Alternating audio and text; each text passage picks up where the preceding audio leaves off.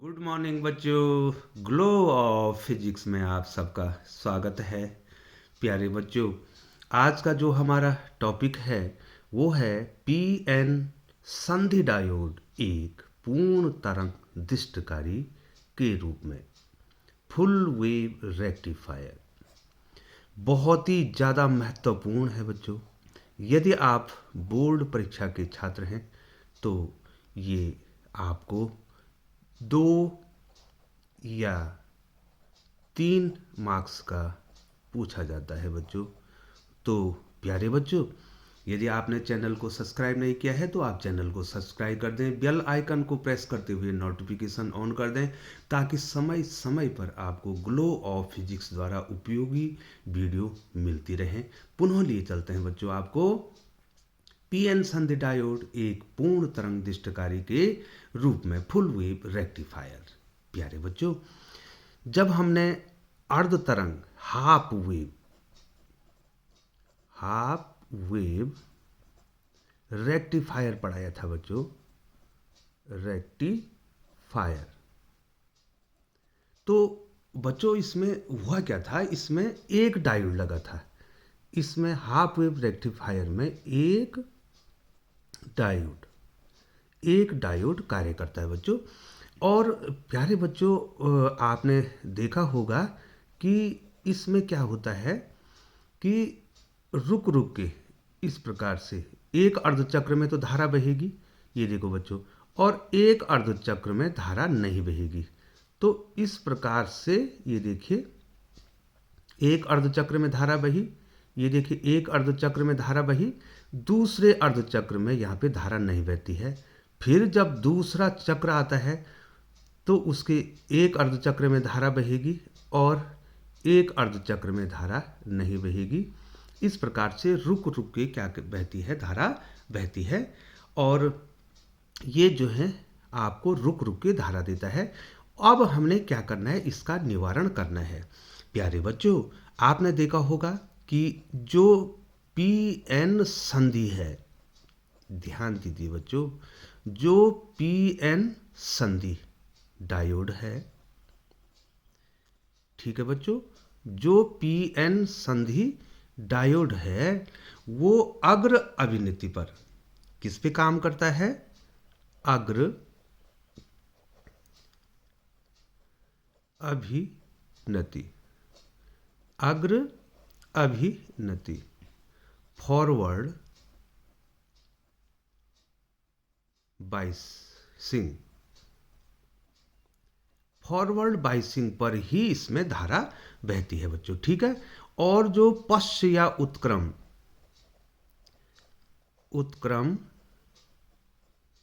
अभिनति, उत्क्रम अभिनति, reverse biasing, reverse biasing में इसमें तो करंट फ्लो होती है बच्चों, और इस स्थिति में करंट फ्लो नहीं होती है, ठीक है बच्चों। अब बच्चों हमारे पास जो एसी पल्स है, जो इनपुट है, इनपुट जो सिग्नल है वो है एसी। ये देखिए बच्चों, एसी वोल्टेज या एसी करंट आप अप्लाई करेंगे, ये है इनपुट सिग्नल, इनपुट सिग्नल, ठीक है बच्चों, इनपुट सिग्नल। और ये जो एसी बोलता है इसका परिमाण और दिशा समय के अनुसार बदलती है बच्चों, ठीक है बच्चों। ये क्या होता है, 0 से मैक्सिमम हो जाता है, ये देखिए T/2 T/4 पे जो है ये अधिकतम हो जाएगा, और T/2 पे ये 0 हो जाता है। फिर जो है उसका दिशा बदल जाती है, देखिए बच्चों इसकी दिशा बदल गई, और 3/4 समय पे आवर्तकाल के ये दूसरी दिशा में ऋणात्मक, ये देखो बच्चों इधर धनात्मक और इधर ऋणात्मक दिशा की ओर अधिकतम हो जाता है। और एक पूरे चक्र में, अर्थात आवर्तकाल के समय में ये पूरे चक्र में पुनः एक बार 0 हो जाता है। तो इसका परिमाण और दिशा क्या हो रही है, समय के अनुसार बदल रही है बच्चों। तो होता क्या है, इसके दूसरे अर्धचक्र में, अब यहाँ पे आपको ध्यान देना है, मैं थोड़ा सा दूसरी पेन से इसको आपको बताता हूँ बच्चों। अब होता क्या है कि इस एसी सिग्नल जो मैंने यहाँ पर बनाया है, ये देखिए बच्चों, इस प्रकार से ये मैंने जो बनाया है, यहाँ पर जो प्रथम अर्धचक्र है इसमें डायोड जो है होता है अग्र अभिनति पे, अग्र अभिनति, फॉरवर्ड बाइसिंग पे होता है। ठीक है बच्चों, यहाँ पे इस प्रथम अर्धचक्र में, जो प्रथम अर्धचक्र है इसमें डायोड अग्र अभिनति पे होती है। तो क्या होती है बच्चों, धारा बहती है, इस अर्धचक्र में धारा बहती है। और जो ये दूसरा अर्धचक्र है, ये देखिए बच्चों, यहाँ पर डायोड उत्क्रम अभिनति में होता है, उत्क्रम अभिनति, रिवर्स बाइसिंग पे होता है बच्चों। और इसमें धारा नहीं बहती है, इस स्थिति में धारा उत्क्रम अभिनति पे धारा नहीं बहती है बच्चों। तो अगर हम एक डायोड का प्रयोग करेंगे, अब अगर आप क्या करेंगे बच्चों, ये देखो इसमें धारा बहती है और इसमें डायोड उत्क्रम अभिनति, तो धारा नहीं बहती है बच्चों। तो इसका मतलब अगर हम एक डायोड का प्रयोग करेंगे तो क्या होगा, एक अर्धचक्र में धारा बहेगी और एक अर्धचक्र में धारा नहीं बहेगी। ठीक है बच्चों, तो धारा रुक रुक के आएगी बच्चों। ठीक है, लेकिन अब हम दो डायोड का प्रयोग करते हैं। आप एक उदाहरण द्वारा समझेंगे बच्चों इसको, मैं आपको एक उदाहरण द्वारा इसको समझाता हूं, तब मैं जाता हूं फुल वेव रेक्टिफायर पे। प्यारे बच्चों, थोड़ा सा मैं एक एग्जांपल देता हूं। मान लीजिए बच्चों, हमारे पास जो है एक नल है, ये देखो एक नल है। ठीक है, अब हमने दो नलों को जोड़ दिया है, ये देखिए दो नलों को जोड़ दिया है और उन दो नलों से हमने एक नल को जोड़ा है। ये दो नल है ना बच्चों, और उनको हमने एक साथ एक नल से जोड़ दिया है। इसमें पानी आ रहा है, ये देखो पहले नल में पानी आ रहा है और दूसरे नल में पानी नहीं आ रहा है। तो जब हम इसको जोड़ेंगे तो जो जिस नल से हमने जोड़ा है तो उस नल में क्या होगी, धारा बहेगी, पानी बहेगा बच्चों, है ना। ये देखो पहले नल में पानी बह रहा है और दूसरे नल में पानी नहीं बह रहा है। तो दोनों को जोड़ेंगे तो जो जोड़ा हुआ नल है उसमें क्या बहेगी, धारा, उसमें पानी बहेगा। दूसरी कंडीशन ये है बच्चों, वही दूसरी कंडीशन ये है कि दो नल हैं, दोनों नलों को हमने एक नल से जोड़ दिया है। ये देखिए बच्चों, पहले नल में धारा पानी नहीं बह रहा है और दूसरा नल है उसमें पानी बह रहा है। तो जो जोड़ा हुआ नल है उसमें क्या होगा, पानी बहेगा। तो अगर कम से कम इसी प्रकार से जो है यहाँ पर क्या होता है, जब हम दो डायोड का प्रयोग करते हैं तो कम से कम एक डायोड में धारा बहती रहती है। अब जो है आपकी धारा रुक रुक के नहीं आती है। तो ये चलते हैं आपको फुल वेव रेक्टिफायर की ओर। अब देखिए बच्चों, आपको दिखाई दे रहा है, ये देखो बच्चों दिखाई दे रहा है आपको। अब हम क्या करते हैं कि ये ऊंचाई ट्रांसफार्मर हमने यहाँ पर ले रखा बच्चों, ये क्रॉड है, ये क्रॉड है, ये प्राथमिक कुंडली है, ये द्वितीय कुंडली है।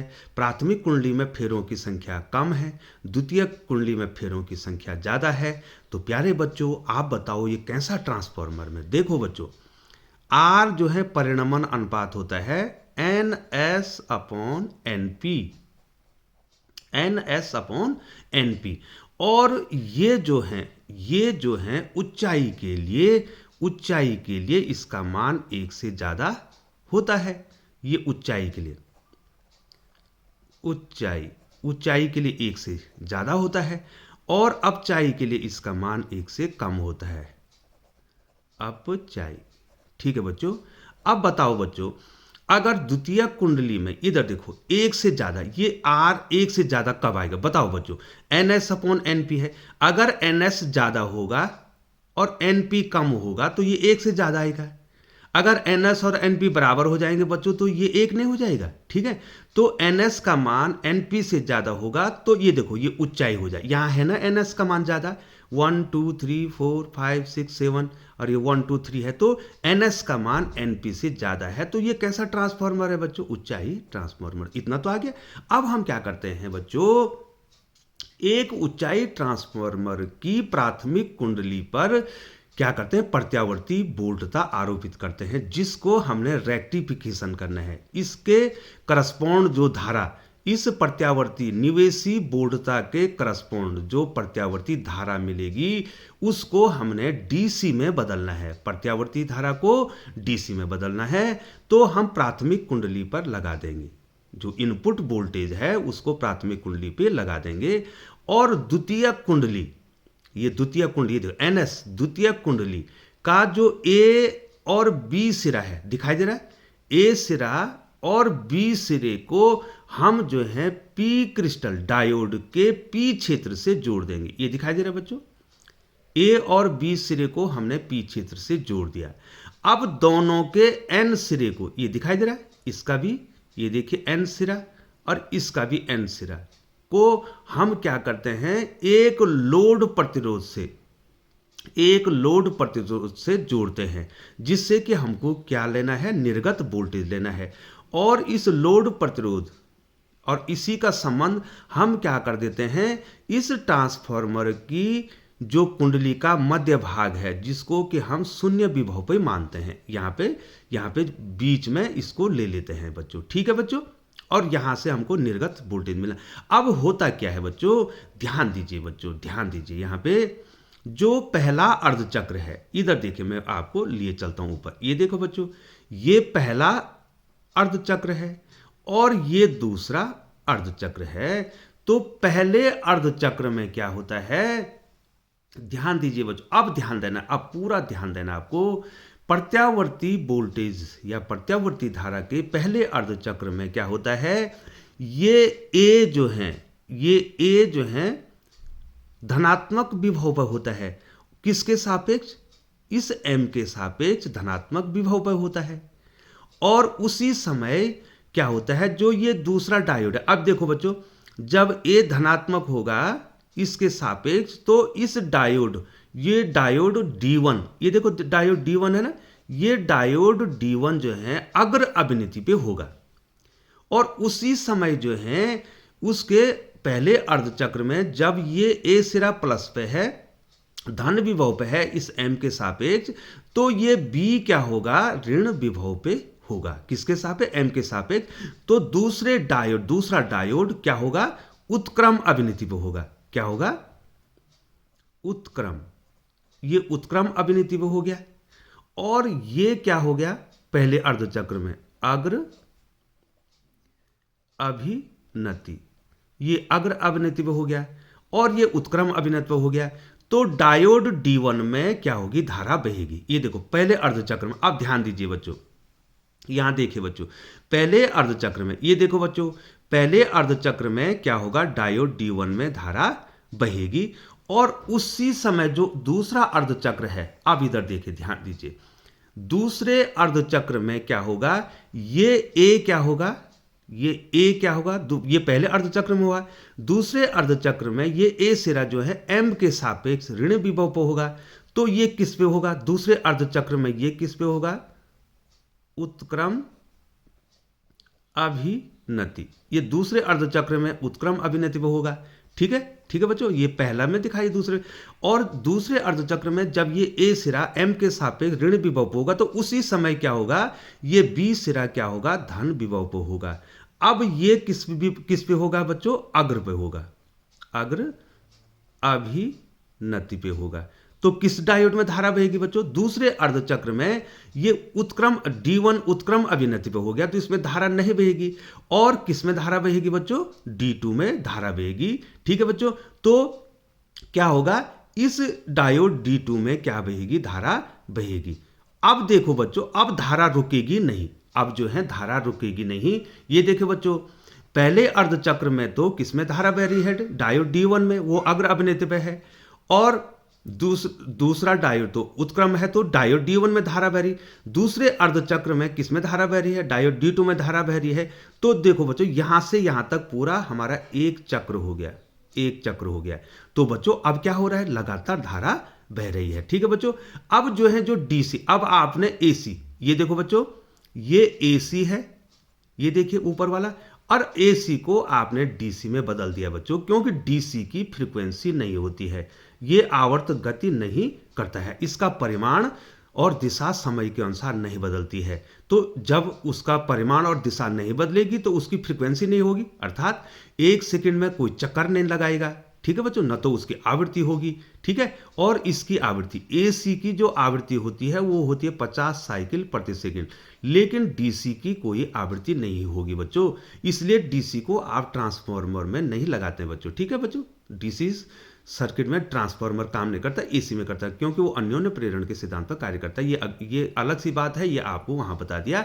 तो प्यारे बच्चों, तो एक बार फिर बताते हैं आपको, अब फिर बताते हैं आपको, यहां देखिए बच्चों, एक बार फिर देखिए बच्चों, हम क्या करते हैं, ट्रांसफार्मर की प्राथमिक कुंडली से प्रत्यावर्ती निवेशी वोल्टेज लगाते हैं, और जब हम इसकी प्राथमिक कुंडली पर प्रत्यावर्ती वोल्टेज लगाते हैं तो द्वितीय कुंडली को हमने ए सिरा, ये देखो ए और ये ए, और थोड़ा मैं ऊपर कर लेता हूं, ए और बी सिरे को हम क्या करते हैं, दोनों डायोडों के पी क्षेत्र से जोड़ देते हैं, और एन क्षेत्रों को, ये देखो एन क्षेत्रों को एक साथ संबद्ध करते हुए लोड प्रतिरोध और इस द्वितीय कुंडली के मध्य बिंदु से, जो टैपिंग पॉइंट है यहाँ पे, ठीक है बच्चों, मध्य बिंदु से जोड़ते हैं, जो कि शून्य विभव होता है।